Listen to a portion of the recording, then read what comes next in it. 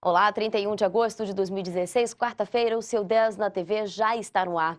Nós, da Rede Diário de Comunicação, estamos realizando a série de entrevistas com os candidatos a prefeito de Manaus. Até amanhã, dia 1º de setembro, o programa 10 na TV faz uma sabatina para saber como o candidato entrevistado avalia e se autodefine diante de cada assunto relativo à administração municipal. E para esclarecer ao nosso telespectador, a sequência de entrevistas foi definida em sorteio no dia 18 de agosto, acompanhado por representantes de todas as coligações e devidamente acordado e assinado por eles.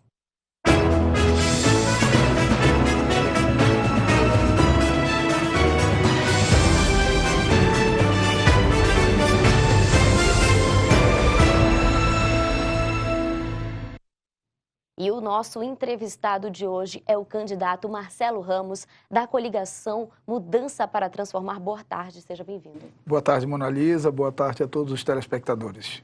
Bom, candidato, só para esclarecer, o senhor terá 20 minutos para responder as perguntas que foram formuladas pela nossa produção e o cronômetro começa a contar a partir do início da sua primeira resposta. E para começar, por que o senhor quer ser o prefeito de Manaus? Bem, eu sou um manauara, filho de uma manauara comparintinense, nascido na Santa Casa de Misericórdia, que tem uma trajetória de vida familiar, pessoal e política nessa cidade. Fui pai dos meus irmãos com apenas 12 anos, porque perdi meu pai muito cedo, ajudei minha mãe a cuidar da minha família. Tudo que tenho na vida devo à cidade de Manaus. Aqui me formei em Direito há 20 anos atrás, na Universidade Federal do Amazonas, fui vereador, fui deputado, fui candidato a governador, merecedor da confiança de 175 mil manauaras. E quero ser prefeito porque entendo que chegou a hora de construir uma mudança na nossa cidade, mas uma mudança de verdade, uma mudança segura e transformadora. Segura porque é feita por quem sabe o que quer. E eu me apresentei, me preparei para apresentar propostas que efetivamente vão mudar a vida das pessoas. E transformadora, porque quer transformar a vida das pessoas, mudar a vida das pessoas para melhor. É por isso que eu quero ser o prefeito de Manaus. A partir de agora, nós vamos começar a sortear as perguntas. E a primeira é sobre transparência. Como o senhor pretende dispor para o cidadão as informações previstas pelas leis de transparência na administração pública e onde o cidadão vai poder encontrar essas informações? Eu tive uma coincidência na minha vida que no dia do julgamento das minhas contas como gestor do SMTU de 2007 e 2008, que foram aprovadas por unanimidade sem ressalvas, o que é fato raríssimo entre os atuais administradores públicos, foram julgadas também as contas da atual administração da prefeitura. E elas foram julgadas com ressalvas justamente porque Manaus era a penúltima capital do país em transparência. E eu vi uma cidadezinha no interior do Piauí que o prefeito pintou no muro da casa onde funciona da prefeitura um quadro e lá ele coloca quanto entra e quanto sai com giz todos os dias. O que significa que quem quer ser transparente é transparente. O mundo coloca hoje mecanismos tecnológicos, a internet, a modernidade nos oferece alternativas para facilitar a vida das pessoas. E nós vamos colocar todos os gastos e atos da administração à disposição das pessoas através da rede mundial de computadores. Fora isso, criaremos mecanismos de controle social do nosso governo. A cada início de ano, publicaremos um caderno de metas, quais serão os nossos objetivos em cada área, na saúde, na educação, no transporte, na infraestrutura, e a cada final de ano nós publicaremos o balanço do cumprimento ou não dessas metas. Então, isso sim é uma forma de cuidar do dinheiro e dos interesses da população de uma forma transparente. Transparência é algo essencial para tapar dois ralos que fazem desperdiçar dinheiro público. O ralo da corrupção e o ralo da ineficiência. Nós vamos ser um governo eficiente, que gasta bem o dinheiro, que tem qualidade no gasto público e um governo que combate de forma firme a corrupção e o mau uso do dinheiro público. Vamos à próxima pergunta. Sobre política, como o senhor acha que deve ser o relacionamento do prefeito com os vereadores da Câmara Municipal? Como o senhor pretende tratar a relação do seu governo com os partidos de situação e oposição? Olha lá, a relação deve ser republicana. E eu posso dizer isso porque experimentei os dois lados de ser vereador. Eu fui vereador líder do prefeito em 2007 e 2008 e fui vereador líder da oposição em 2009 e 2010. Experimentei os dois lados. Como líder do prefeito e como líder da oposição, sempre tive plena consciência de que o papel de fiscalizar os atos do executivo não é papel de situação ou de oposição, é papel de vereador. O vereador que quer o bem da administração pública, ele é um agente fiscalizador. Ele amplia os olhos da administração, ele cobra o prefeito. Então, a nossa relação será republicana, uma relação de diálogo, fraterna, transparente, uma relação de quem reconhece e valoriza o valor do parlamento, até porque de lá que eu vim. Fui vereador, fui deputado, como já disse. Então, eu tenho muita tranquilidade de que nenhum vereador, mesmo os de oposição, vão ser contra coisas boas para a cidade. E todas as vezes que nós apresentarmos as coisas para a cidade, nós vamos demonstrar como elas podem mudar a vida das pessoas para melhor. E eu não tenho dúvida de que os vereadores abraçarão esse desejo de construir um futuro melhor para a nossa gente. Eu tenho muita tranquilidade em relação a isso, sou amigo da maioria dos atuais vereadores, certamente a bancada será composta, na sua maioria, por pessoas que têm carinho, que têm confiança em mim, e mesmo os que serão eleitos pela oposição serão tratados com respeito que um mandato de vereador merece e exige por parte da Prefeitura. Vamos à próxima pergunta. Sobre tributação. Quanto mais se fala em diminuir a carga tributária imposta ao cidadão, mais os governos dependem da arrecadação de taxas e impostos. Como o senhor trataria essa questão caso fosse o prefeito de Manaus? Primeiro eu quero aproveitar para esclarecer algo que vem sido dito como verdade, que não é verdade. Uma mentira dita várias vezes, ela acaba sendo tomada como verdade. Manaus tem uma situação fiscal diferente do resto do país. A cidade de Manaus, o atual prefeito, ele arrecadou até julho desse ano, portanto em 3 anos e meio de mandato, 4 bilhões e 60 milhões de reais a mais do que o prefeito anterior em 4 anos. Ele arrecadou 300 milhões de IPTU do que o prefeito anterior em 4 anos. Ele arrecadou 400 milhões de ISS a mais do que o prefeito anterior em 4 anos. Então, a realidade fiscal da Prefeitura de Manaus é muito diferente do que o prefeito prega. Eu entendo na questão tributária que o melhor caminho para uma política tributária sustentável é, ao invés de perseguir o aumento de alíquotas, como tem sido feito pela atual administração, nós perseguirmos o aumento da base arrecadatória. Então, fazer uma grande campanha junto com o CDL, junto com a ACA, junto com o SEBRAE, de formalização de empreendimentos. A hora que você formaliza empreendimentos, você diminui impostos e aumenta a arrecadação, porque ainda que cada um pague menos, mais gente paga. Eu sempre tive essa convicção, sou professor de Direito Constitucional, faço palestras de Direito Tributário e sempre tive a convicção de que o Brasil arrecada mal. Arrecada mal porque sempre parte da ideia de aumentar a alíquota, de aumentar o imposto. Nós não temos que aumentar imposto, nós temos que aumentar a base arrecadatória através de uma grande campanha de formalização. E essa vai ser a nossa política para melhorar a arrecadação e, com isso, ter recursos para prestar melhores serviços para a população. Vamos à próxima. Uma questão sobre economia. O que a Prefeitura pode fazer para aumentar a oferta de emprego e diminuir a taxa de desocupação da cidade em todos os setores? Primeiro, a Prefeitura precisa entender que o orçamento público é um subproduto da atividade privada. Então, a primeira coisa que a Prefeitura precisa fazer para aumentar a oferta de emprego é deixar de ser atrapalhadora da vida de quem quer empreender e passar a ser uma facilitadora para quem quer gerar emprego e renda. Desburocratizar, facilitar o acesso ao alvará de funcionamento, facilitar os mecanismos de pagamento de impostos, facilitar a liberação de habite de empreendimentos, isso é um caminho. Outro caminho é entender que no momento de crise e de desemprego como a nossa, quem saiu, por exemplo, do Polo Industrial de Manaus, centenas, milhares de pessoas foram demitidas do Polo Industrial de Manaus. Essas pessoas, na pior das hipóteses, receberam FGTS, rescisão e seguro-desemprego. Esse dinheiro, 5 mil, 10 mil reais, ele pode ser usado para pagar 3 meses das contas de casa e acabar, ou a Prefeitura, junto com o SEBRAE, pode orientar esse cidadão a transformar esse dinheiro em dinheiro, através de uma atividade empreendedora. Nós queremos uma prefeitura que chame essas pessoas que estão desempregadas e que as estimule a ser um pequeno empreendedor.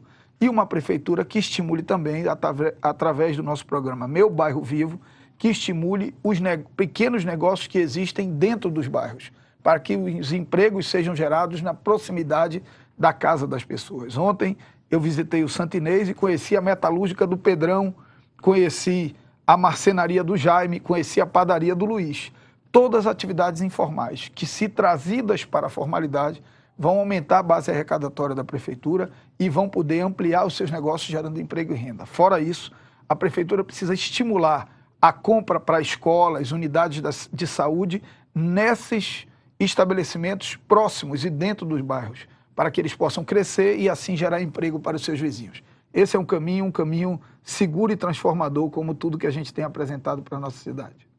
Vamos à próxima questão. É sobre execução do plano de governo. O senhor tem conhecimento, pelo menos aproximado, da realidade financeira da Prefeitura de Manaus, para evitar que, depois de eleito, não culpe a falta de dinheiro por não ter feito o que prometeu? Olha lá, eu tenho conhecimento não aproximado, eu tenho conhecimento profundo, tenho estudado toda a série histórica da arrecadação da Prefeitura de Manaus. O atual prefeito, como eu disse, terá à sua disposição em 4 anos mais de 5 bilhões de reais do que teve o prefeito anterior. Não pode culpar a inexecução das propostas deles da campanha passada por falta de dinheiro. Não faltou dinheiro, faltou qualidade no gasto público, faltou acertar nas prioridades.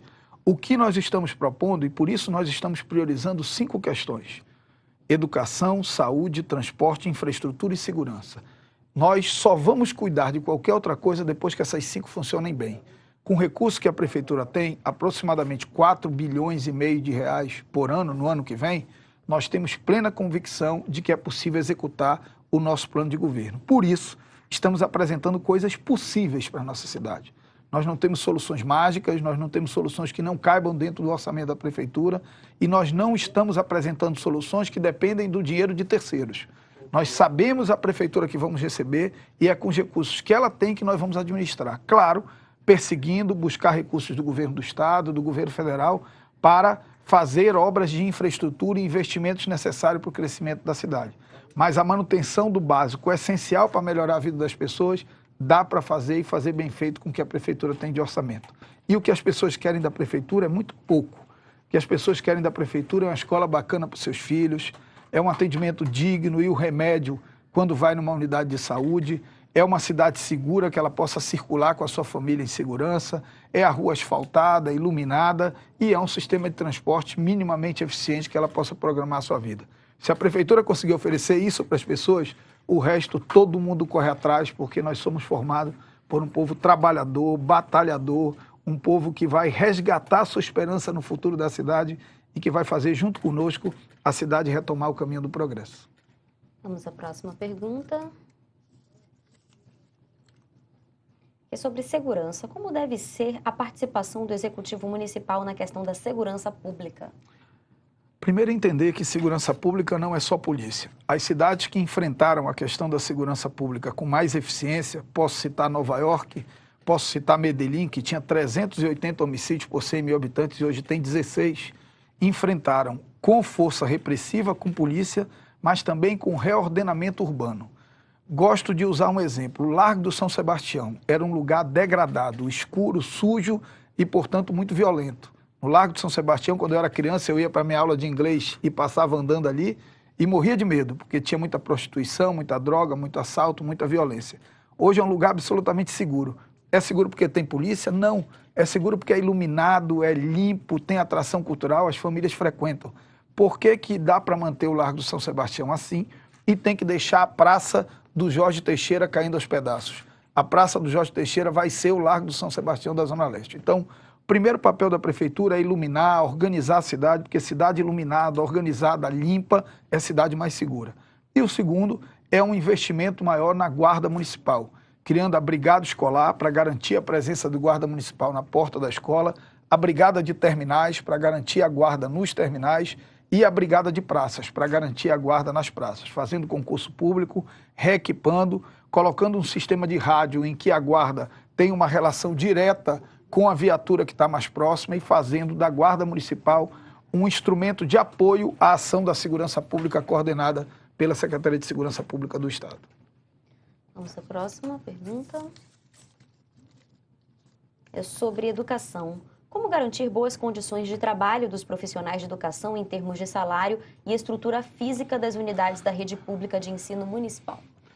Primeiro, salário dos professores. Uma escola é muito menos prédio e muito mais esses homens e mulheres que dedicam a sua vida a ensinar as nossas crianças. Então, nós vamos fazer uma revisão do plano de cargos e salário dos professores. Inclusive, eu fui o relator como vereador desse plano, um plano que trouxe avanços significativos, um plano que garantiu aos professores a primeira database de servidor público do país, com a tranquilidade de que todos os anos eles têm pelo menos a reposição da inflação nos seus salários. Eu conheço bem o plano e vou fazer uma revisão do plano para melhorar ainda a vida dos professores, principalmente aumentando o ganho para quem se qualifica, para quem faz pós-graduação lato sensu, mestrado, doutorado e continua dentro da sala de aula. Mas o professor não precisa só de salário, ele precisa também de apoio pedagógico, de escolas bem adaptadas. Não dá para colocar um professor com 35 alunos de 5 anos dentro de uma sala de aula. Esse professor tem que ter um apoio pedagógico através de um estagiário, estudante de pedagogia. Nós vamos dar esse apoio pedagógico.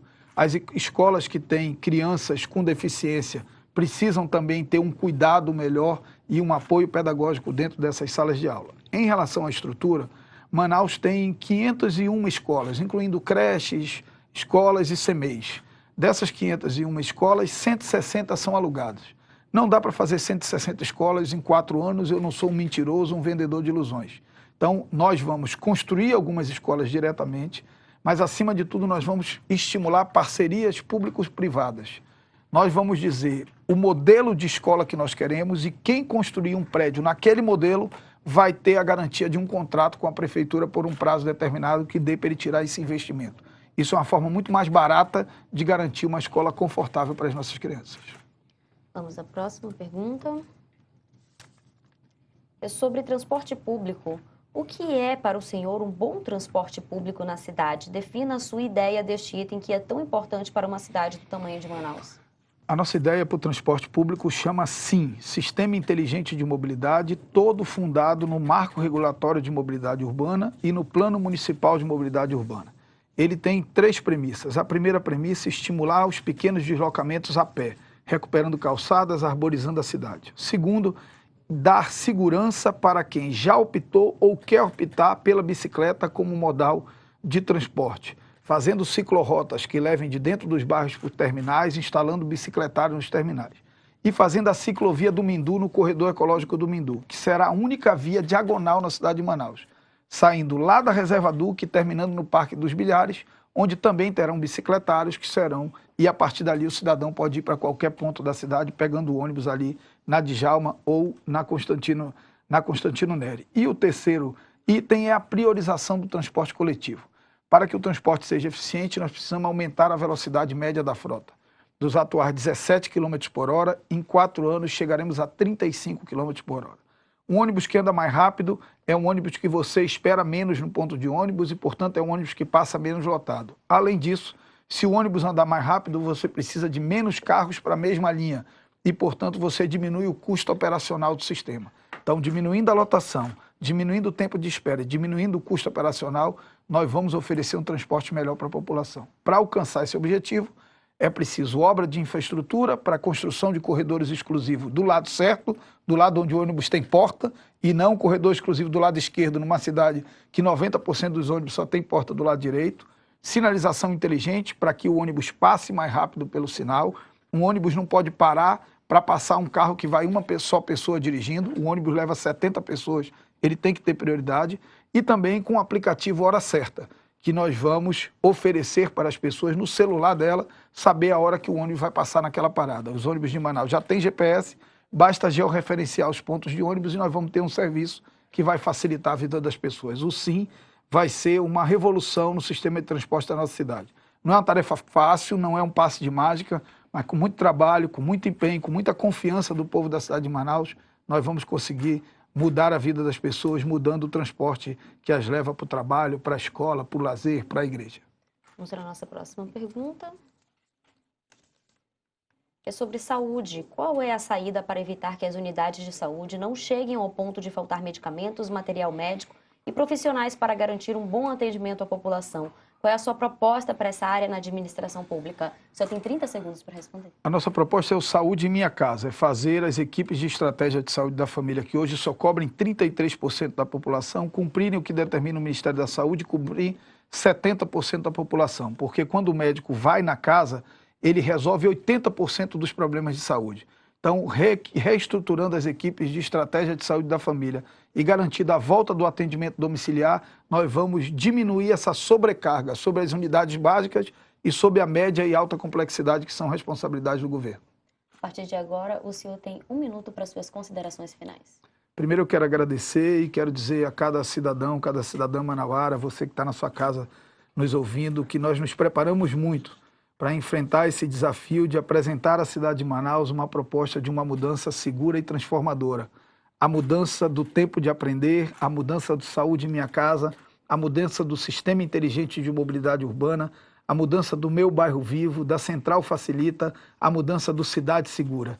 Nós não vamos nos permitir cair na baixaria, em discussões menores, porque isso não muda a vida de ninguém. O que muda a vida das pessoas são os candidatos a apresentarem à cidade o que eles têm para o futuro.